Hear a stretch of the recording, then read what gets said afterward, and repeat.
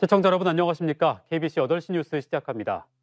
정부와 의사협회가 의정협의체를 본격 가동하면서 전남 의과대 신설에 대한 기대감도 커지고 있습니다. 하지만 과열되고 있는 전남 동부권과 서부권의 유치 경쟁은 전남 의대 신설에 큰 걸림돌로 작용할 수 있다는 우려도 나오고 있습니다. 전라남도가 더 이상 뒷짐지지 말고 교통정리에 적극 나설 때라는 목소리가 커지고 있습니다. 이계혁 기자가 보도합니다. 2년 만에 보건복지부와 대한의사협회가 한자리에 앉아 매주 한 차례 의료 현안 논의에 들어갔습니다. 핵심 현안은 의대 정원 확대인데 전남으로서는 의과대 신설 논의로 이어지는 것이 관건입니다. 풀스 의료 살리기 대책, 또한 도농 간의 심해지군의 지역 의료 살리기 등 저희가 머리를 맞대고 해결해야 할 과제가 굉장히 많이 있습니다. 매주 의료 현안 협의체를 운영하며 필수 의료 강화와 의료 정상화를 위한 다각적인 방안을 깊이 있게 논의할 예정입니다. 지지부진하던 전남 의과대 설립이 가시권에 들어온 상황이지만 정작 전남 지역별로 펼쳐지는 유치 갈등은 심각한 걸림돌이 될 우려가 큽니다. 목포 김원희 의원은 목포대 의대 설치, 순천 소병철 의원은 목포대와 순천대에 각각 의과대 캠퍼스 설치, 여수울 김회재 의원은 순천대의 의과대, 여수의 대학병원 설립을 내용으로 하는 특별법을 각각 발의한 상태입니다.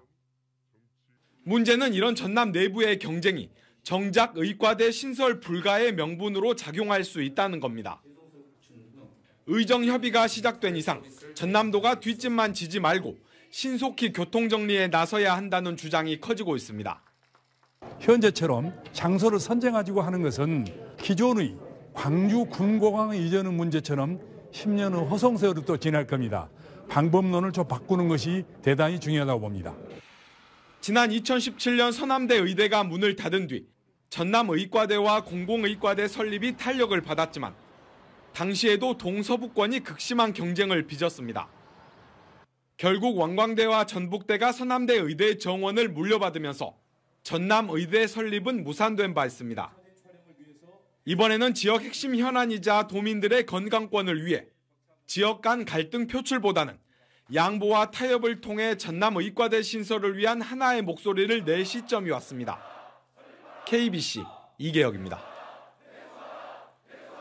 새병원 건립을 추진 중인 전남대학교 병원이 기획재정부 예비타당성 조사 대응을 위한 전담기구를 발족했습니다. 전남대병원은 광주 동구 학동 본원 의생명연구지원센터에서 미래형 뉴스마트 병원 신축 예비타당성 조사 대응단 발족식을 열고 예타의 효율적 대응을 위한 각 분야 교수진을 대응단 위원으로 구성했습니다. 대응단은 앞으로 진행될 예타의 대응의 경제적, 정책적 타당성을 분석하고 진료 조직과 인력, 자금 조달과 진료 계획 등을 검토할 예정입니다.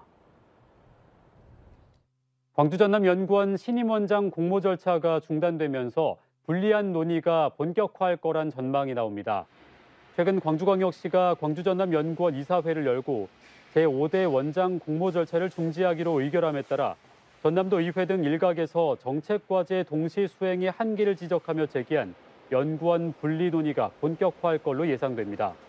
지난 1991년 전남발전연구원으로 출범한 광주전남연구원은 1995년 광주시 출연을 통해 광주전남발전연구원으로 확대됐다가 2007년 분리됐으며 2015년 민선 6기 당시 광주전남 상생 1호 사업으로 다시 통합됐습니다. 5만 자족 도시를 목표로 조성된 나주 빛가람 혁신도시 인구가 4만 명 문턱에서 감소세로 돌아섰습니다. 교육과 의료 등 정주 여건 개선이 답보 상태에 머물면서 청년층을 중심으로 광주 등으로 빠져나가는 현상이 계속되고 있습니다. 정경원 기자가 보도합니다. 나주 빛가람 혁신도시의 단 2곳뿐인 중학교는 과밀 문제로 올해부터 학급수를 늘려 운영하는 미봉책을 내놨습니다. 유치원과 초등학교 과밀 문제도 해결되지 않고 있습니다. 결국 자녀 교육 문제로 혁신도시를 떠나는 사례도 잇따르고 있습니다. 중학교 때부터는 좀 그래도 교육 환경이 좀 괜찮은 대로 옮길까를 그전부터 생각을 했다가 한 작년 11월 달에 이사를 가게 됐습니다. 문화체육시설이 부족한 점도 청년층이 등을 돌리는 이유입니다. 상업시설이라든지 주변에 교육 아니면 뭐 취미 생활 같은 거 하는 데 있어서 아무래도 광역시가 지금은 더 많이 모여 있어서 사정이 이렇다 보니 지난해 말 기준 빗가람동의 인구는 1년 전보다 109명 감소했습니다.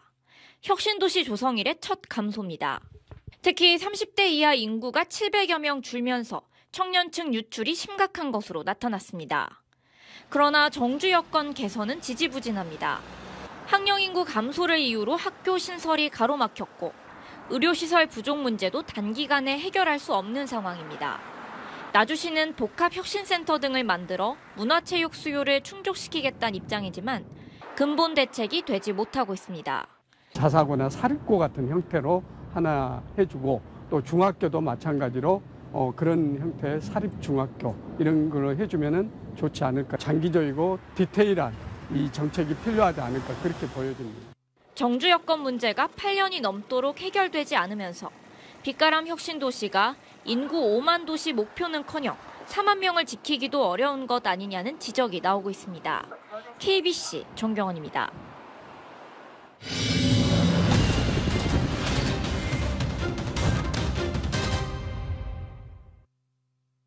다음은 날씨입니다. 월요일인 내일은 광주와 전남 지역 대부분 영하권으로 출발하면서 춥겠습니다.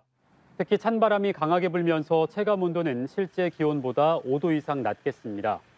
아침 최저 기온 영하 5도에서 영상 1도 분포를 보이겠고 낮 최고 기온은 4에서 6도를 기록하겠습니다. 여수와 광양에는 건조특보가 이어지고 있으니 산불 등 화재 예방에 유의하시기 바랍니다. 광주광역시의 한 아파트에서 불이 나 한 명이 다쳐 병원으로 옮겨졌습니다.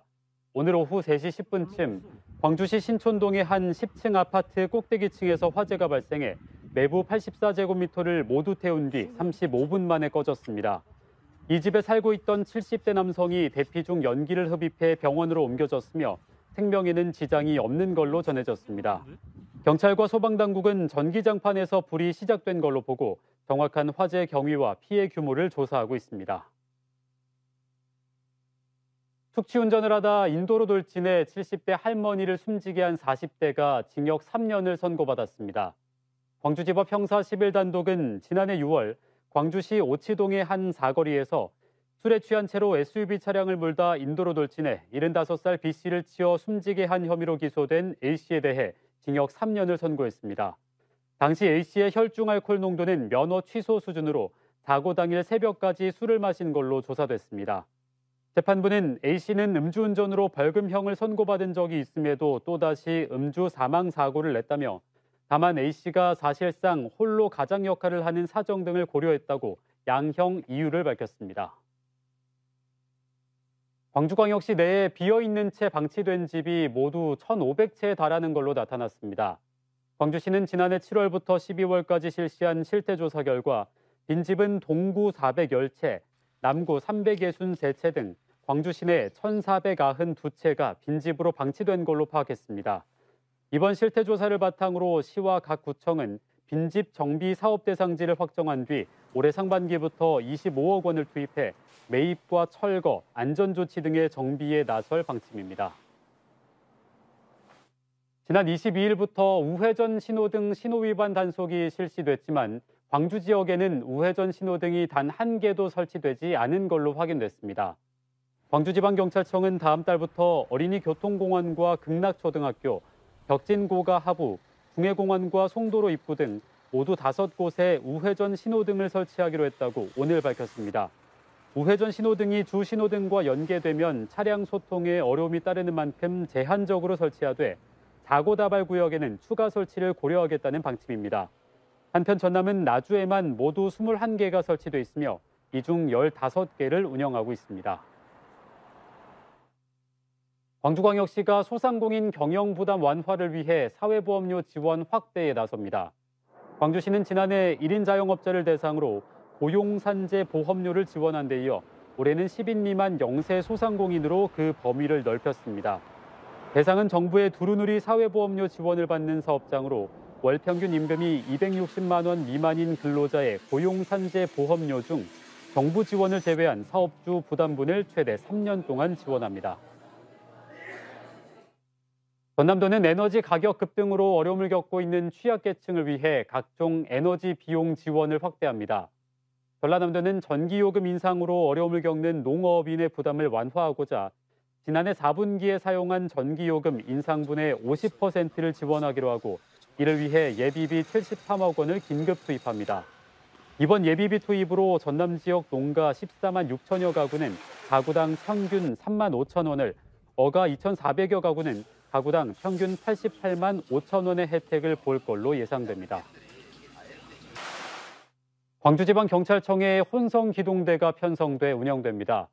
경찰청은 다음 달 실시되는 각 시도 경찰청별 정기 인사에서 광주경찰청 1개 부대를 비롯해 서울 8개, 부산과 대구 각 1개 등 모두 14개 부대를 추가 편성한다고 밝혔습니다. 경찰청은 시범 운행 결과 집회 참가자 성별에 구분 없이 대응이 가능하고 민생 치안 지원 시에도 임무 수행 범위가 확대되는 등 현장 대응 속도가 강화한 걸로 나타났다고 기대했습니다.